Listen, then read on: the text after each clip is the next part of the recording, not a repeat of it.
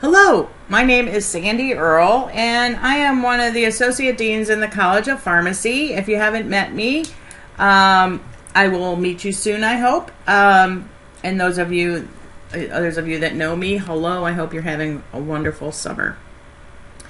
I wanted to give you a heads up on our new college academic progression standards which will go into effect for this fall semester of 2020. About almost 2 years ago, we started on this process, and the faculty voted a year ago to put these into place starting this semester. So the two biggest changes that you're going to notice are, if I can get this thing to advance would be good.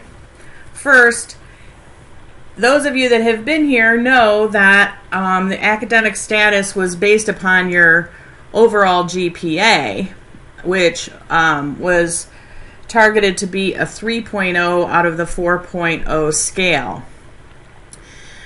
Rather than going for the 3.0 as a GPA goal, because of numerous issues, we have decided that it will be based upon your academic status will be based upon the number of failures that you have for failing a course, not your GPA.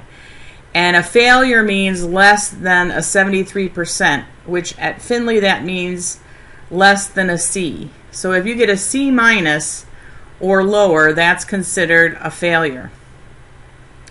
So the number of failures is what is going to determine your academic progress and status, not your overall GPA for the College of Pharmacy. So this is a big change. The other big change is that you're only allowed to take a course, the same course, twice. So if you take the course and fail it, take it again and fail it, then you're in academic trouble. So you can only take a course twice. Now there are remedies to this, but those are the two biggest changes. So if you're in any of the pharmacy classes and you have one or two, now this is cumulative course failures. So if you are carrying one or two course failures, you will be in an academic warning status. If you have no course failures, you will be in good status. You will be in good academic status. If you have one or two course failures, you will be under academic warning. If you have more than two course failures, which means 3 or more, you will be suspended.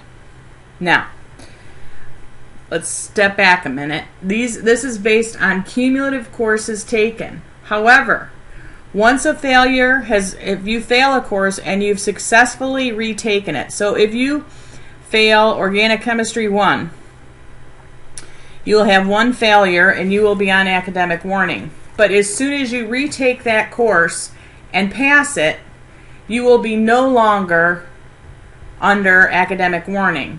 You would move to good standing if that was your only failure, and you would be then considered to have no failures.